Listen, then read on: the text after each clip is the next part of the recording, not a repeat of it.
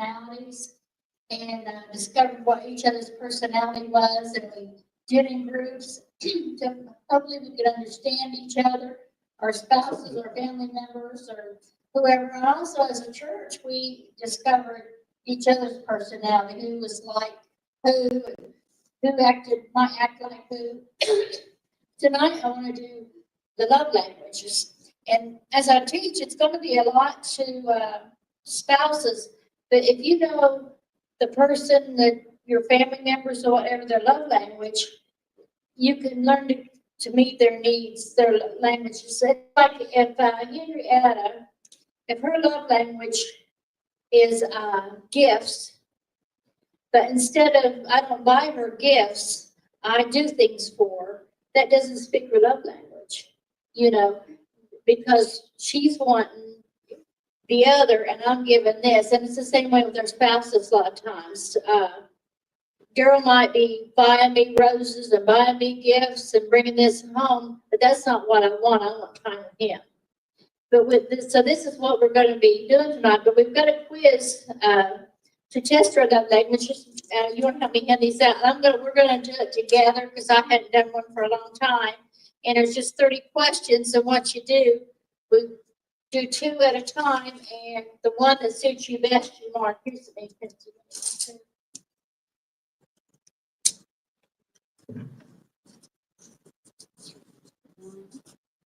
This will help you sometimes with your children. Just one paper? Yeah, it's just one Just paper. one paper. It'll help you to understand your children or your mother or whoever, once you know what their needs are.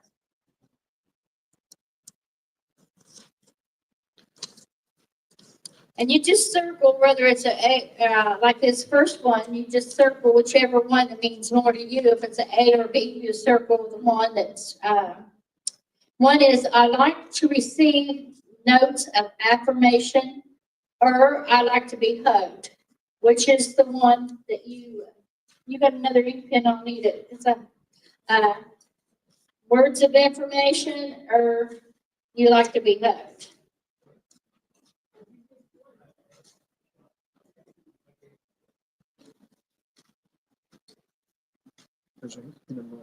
Well,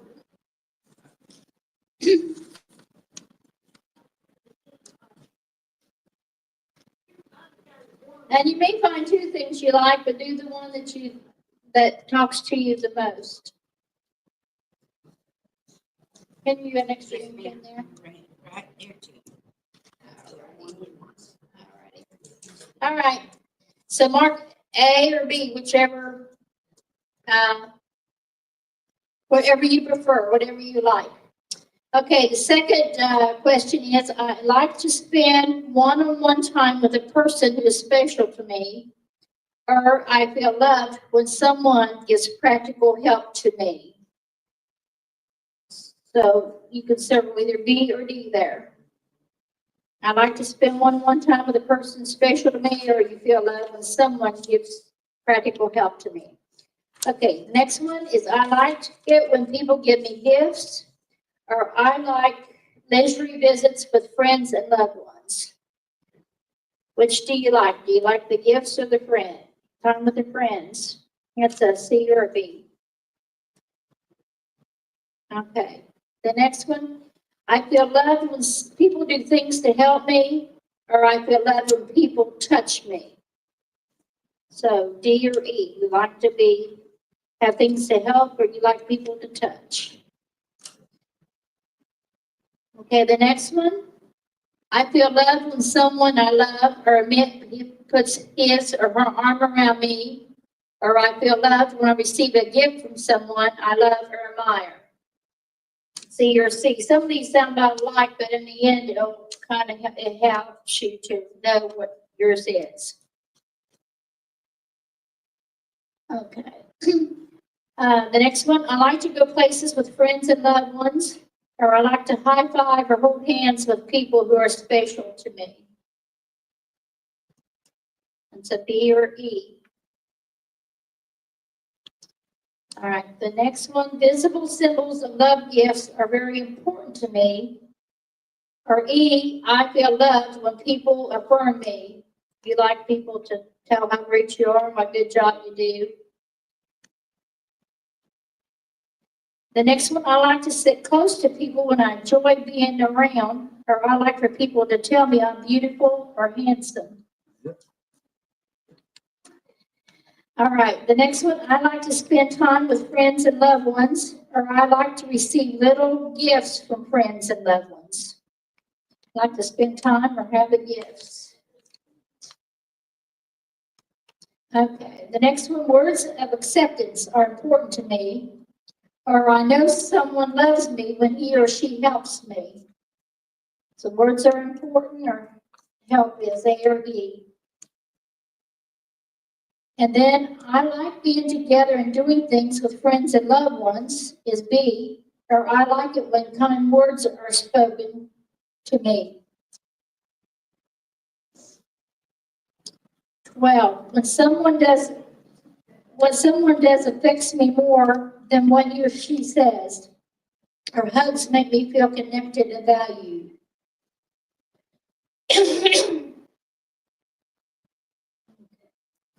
13, I feel praise and try to avoid criticism. Or several small gifts mean much more to me than one large gift. A or C. 14, I feel close to someone when we are talking or doing something together. That's B. Or I feel closer to friends and loved ones when they touch me often.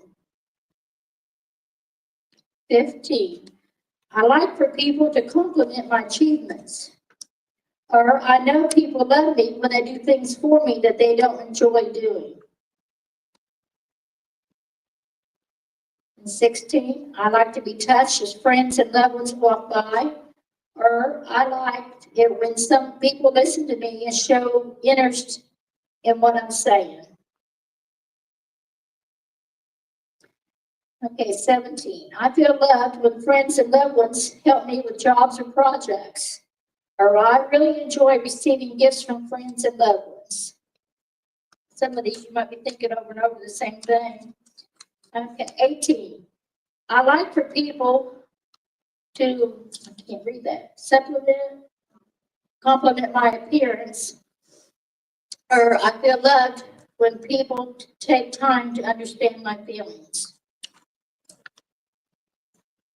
The next one, I feel secure when one's almost that special people was touching me, or acts of service make me feel loved. 20, I appreciate it, the many things the special people do for me, or I like receiving special gifts that people made for me. Okay, I got a full copy here, I think.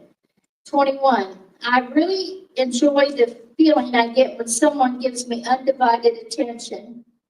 Or I really enjoy the feeling I get when someone helps me make decisions. And 22, I feel loved when a person celebrates my birthday with a gift. Or I feel loved when a person celebrates my birthday with meaningful words.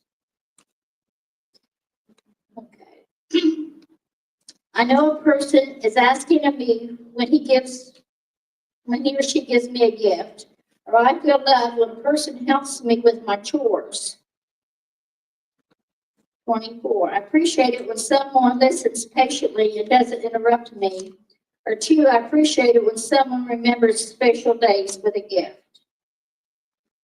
25, I like knowing, what's that say, loved ones are concerned enough to help me with daily tasks, or I enjoy, what's that word? Huh? Okay, with someone who is special to me. And 26, I enjoy kissing, or I guess that's a hugging, or kissed by people with whom I'm close. Or 2, I enjoy receiving a gift for no special reason. 27, I like to be told that I am appreciated, or I like for a person to look at me when we are talking. Okay, 28, gifts from a friend I love are always special to me, or I feel good when a friend or someone touches me. 29, I feel loved when a person does some task I requested, or I feel loved when I'm told how much I'm needed.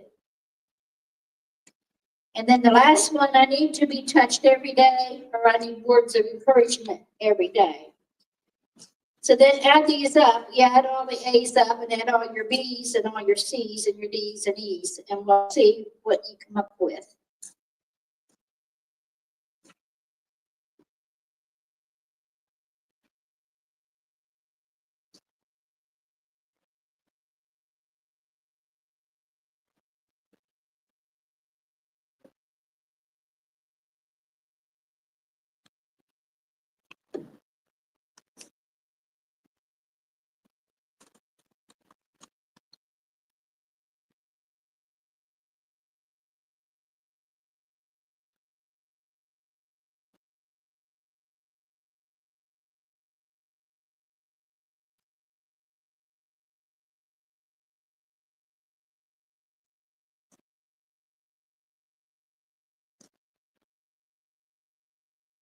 You may come up with about the same number on a couple of them.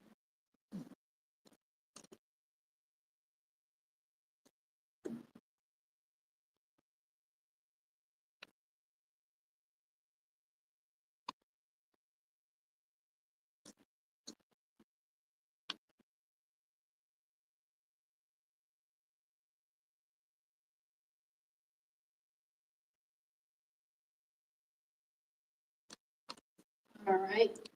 So when you get them all added up, we'll, Done yet? well, okay, tell me when you're ready.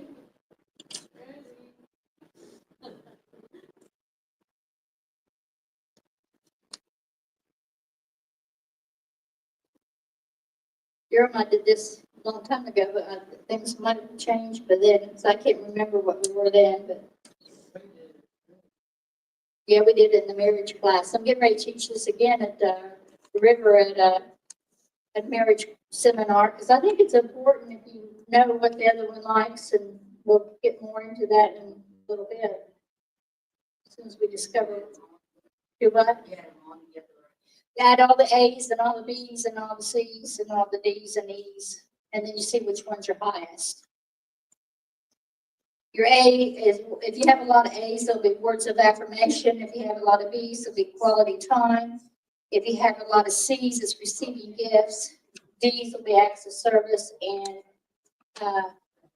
E's physical touch. And then we'll find out what all this means in a little bit. Okay, has everybody got them added up?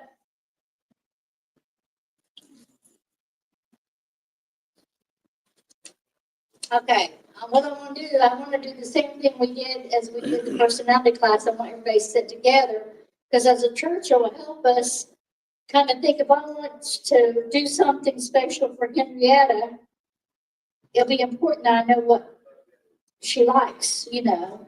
Or if I want to do something for Betsy, if I know. So if we sit together in groups, we'll kind of have a more idea. I think we can remember. Don't you remember the personality test? Who was in your little bit? So, okay, those that have words of affirmation, if that's your top language, come over here and sit in the second row. Anybody got words of affirmation?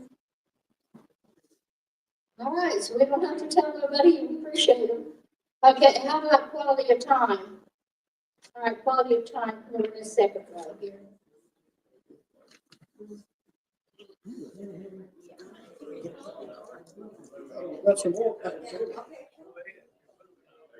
And if you're receiving gifts, come over to the second row here, back here. Stevie.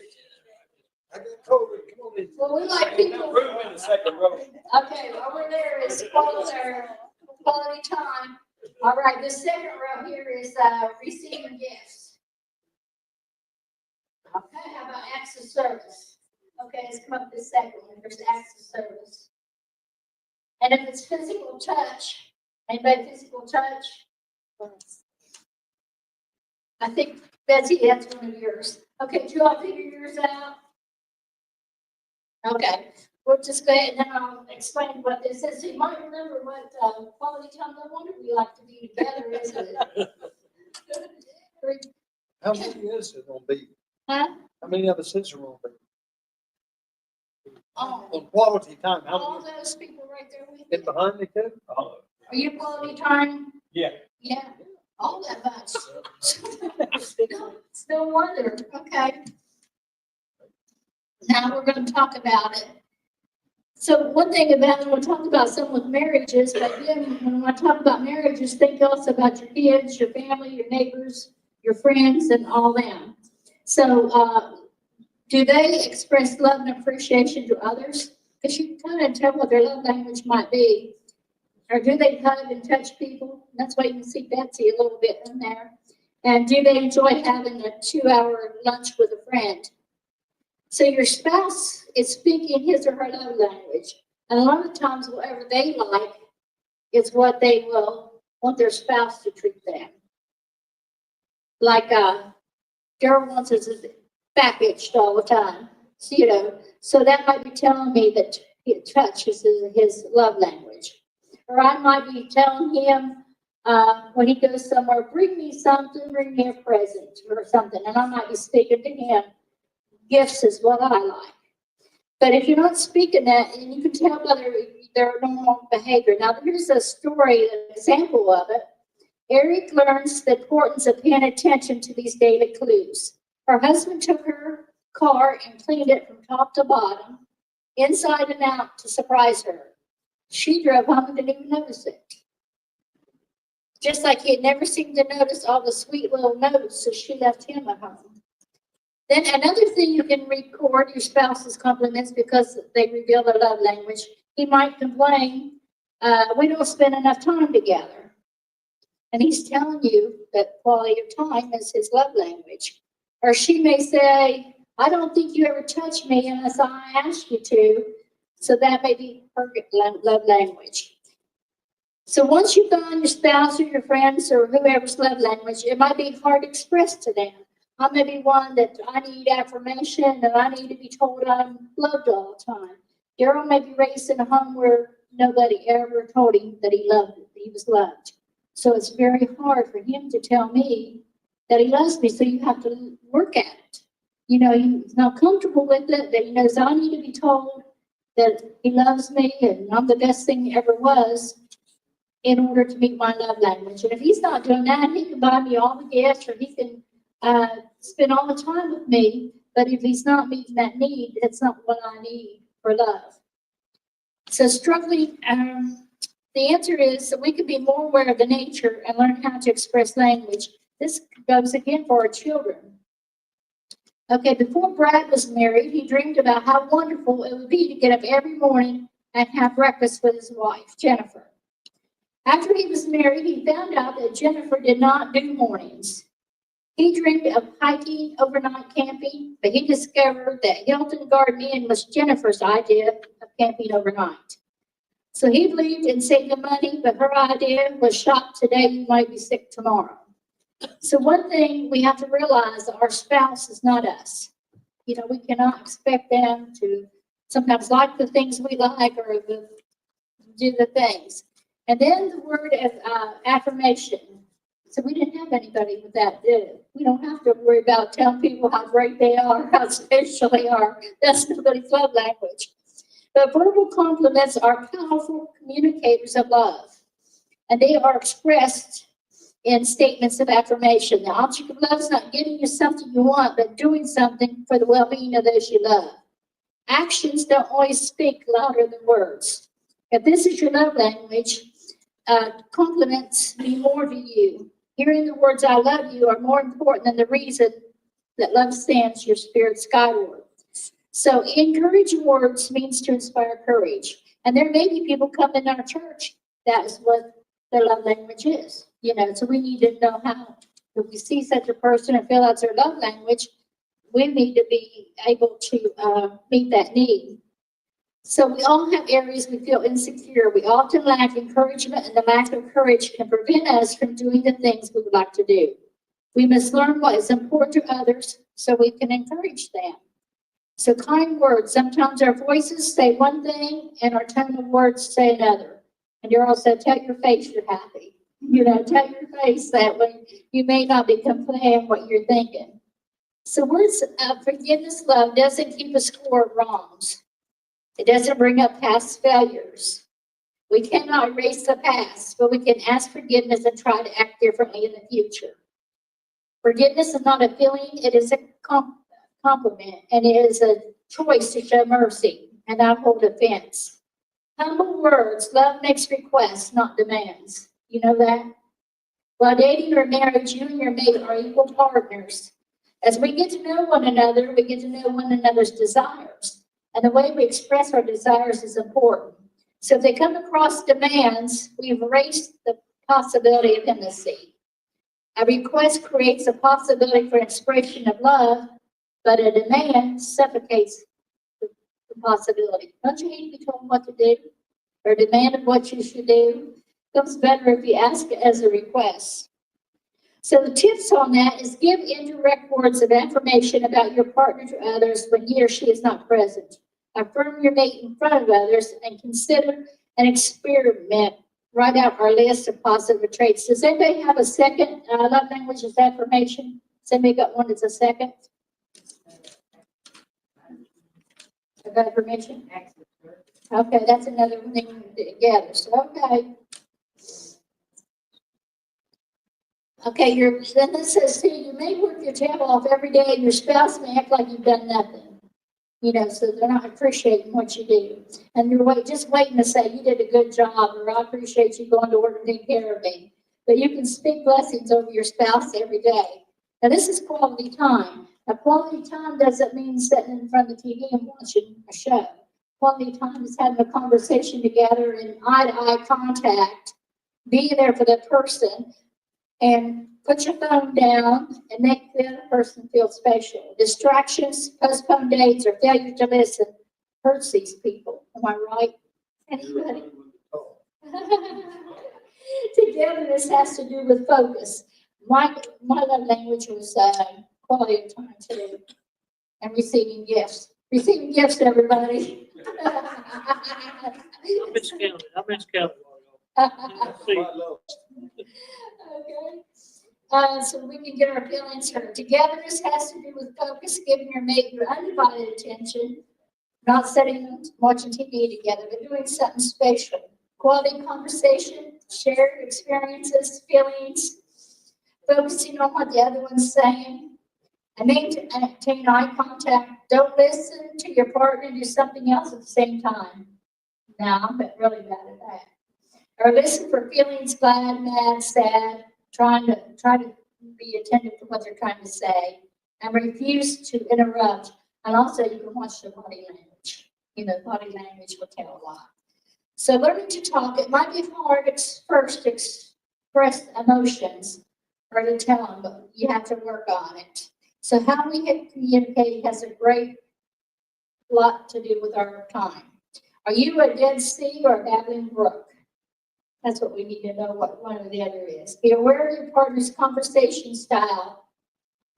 Okay, the next one is quality activities. Anybody got that? Quality. I guess this is for the ones that's got quality of time and what you can do. It's not emphasis on what you're doing, but it's on why you're doing it.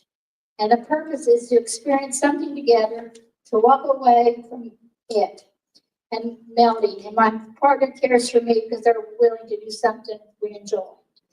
And so we need to try to do at least one thing that the other one wants to do, and the other one willing to do it.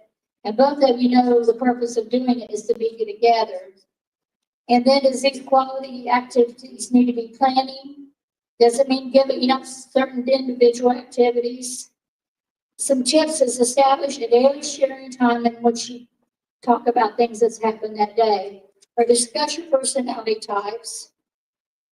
Have a date night just to be able to go out and be able to spend time together, go for dinner, talk to one another, ask questions about what one or the other may believe. Now, sometimes I have quality time because Dara loves car races. Absolutely loves them. I absolutely hate them. I love the beach. He hates the beach.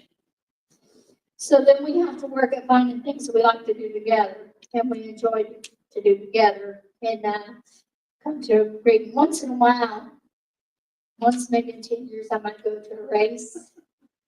The other thing, Not even when I was driving. the other thing, he likes me to go out and sit with him while he's working on the car or something. I hate that. And the reason I hate it, he won't talk to me. I want to know why he's doing it, what for, why is he doing it like that. And he just wants to work, not saying nothing. He just wants to be there. So sometimes I will sacrifice. That's what I do. So anyway, you people, it's quite likes quality time. You can understand that. Okay. Anybody got receiving gifts? Got it the first and last. Bessie's got Stevie's number already. All right. A gift says, I'm thinking about you. The gift does not have to be expensive. Don't mistake this love language for materialism. The receiver of gifts thrives on love, thoughtfulness, and effort behind the gift. If you speak this language, the perfect gift or gesture shows that you are known, you're cared for, you're prized above whatever sacrifice is being brought to you. And so if you miss a birthday or you miss an anniversary, that's hurtful. If your love language is gifts. So if you know somebody and you miss their birthday, you miss their anniversary, and you don't, if you don't miss it, you can expect that person's going to have their feelings hurt.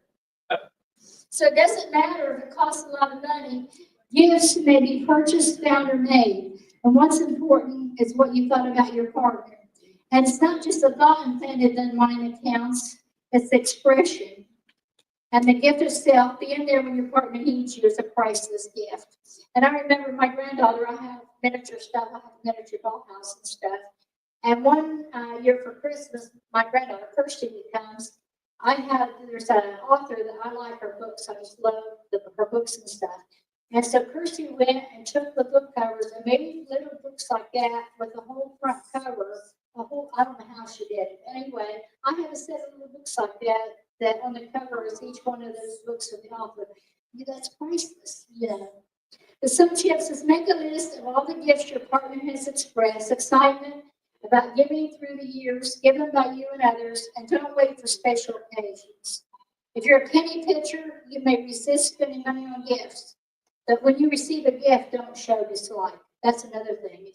If you like gifts and somebody buys you a gift, don't turn your nose up at it. Acts of service. Is that yours, Connie? Yeah. Okay.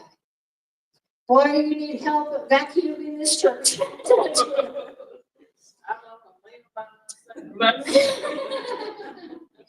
Okay, that's Pastor Joanne's is access service. So every so often, Pastor Jones will take it upon himself to vacuum the carpet or something. So Roger, get that dish, those dishes out, and vacuum cleaner. So can vacuuming the floors really be expression of love? Absolutely. Anything you do to ease the burden of responsibility weighing on acts of service, people will speak volumes. The words he or she wants most is to hear, let me do it for you. Laziness, broken commitments, and making work for them tell the speakers of this language that their feelings don't matter. In Galatians 5:13, it says, serve one another with love. Do things that you know your partner would like you to do. You seek to please them by serving, which requires thought, planning, time, effort, energy. A request for service cannot be demands, manipulation by guilt. Here are some things to keep in mind. Remember that what we do for each other before marriage is no indication of what we would do after the marriage. And after marriage, sometimes we revert into being the people we were before we fell in love. Love is a choice. Each of us must decide daily to love or not love our partners. If we choose to love, then express it in a way that our partner requests will make our love most effective emotionally. And people tend to criticize their mate most loudly in the areas where they themselves have the deepest emotional needs. So some tips. Okay, make a list of 3 or 4 things that you would like your partner to help you with. Then exchange your list. But don't add more than 1 request a month. Don't come up with a book. But remember, your partner can only choose to do what is on the list. He cannot be demanded to do it. He has to do it because he knows that's your love language and he wants to do whatever to make you happy.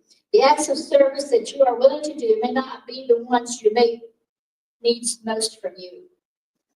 But then you have to give them grace for what they do. Acts of service may include cooking, washing dishes, vacuuming, wiping the spots off in the mirror, cleaning the toilet, washing the car, changing babies' diapers.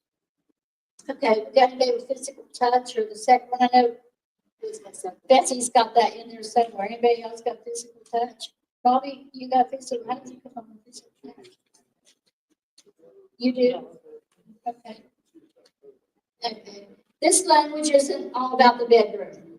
A person whose primary language is physical touch is not surprised and very touchy.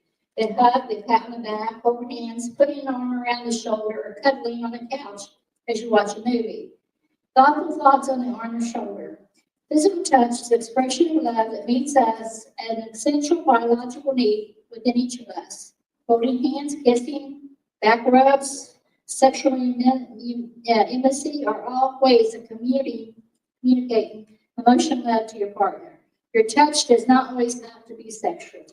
Tips: not all touches are created equal. Some will bring more pleasure to your mate than others. But keep in mind what a time of crisis is a particularly important time to extend the gift of touch to your partner. Embracing, holding hands, reassuring kiss.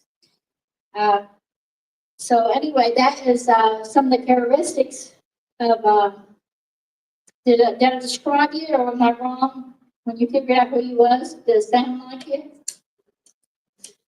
Stevie's got his, well, I have some handouts here, and you know, if you want to, this is something you can take home with you. It talks about, well, let me just go over some of my time here. If your love language is words of affirmation, then you don't want to use harsh words. You will break that person, that they cannot handle that, but they need spoken words. And quality of time is like running errands, doing things together, communication in quiet places. And what will kill that is too much time with friends or groups. Might be one that, if you want to spend time with everybody else, but the one that needs the quality time. And then receiving gifts, again, the thing not to do is forgetting special events. And if your gift is acts of service, if that's your love language, you want people to say, what can I do for you? Make a checklist, I'll help you out. But forgetting promises over commitment of task or annoying the person. And then if it's physical touch, hugs, pats, touches, but abuse is just neglect. That they have to feel like if they want any attention, they've got to ask for it. So anyway, I guess we'll go off with this now and see if anybody's got anything to say or if they think this has been helpful or not helpful. Poor Connie there by herself. That's my second highest. What, acts of service is your second highest? Okay, anybody else second highest acts of service?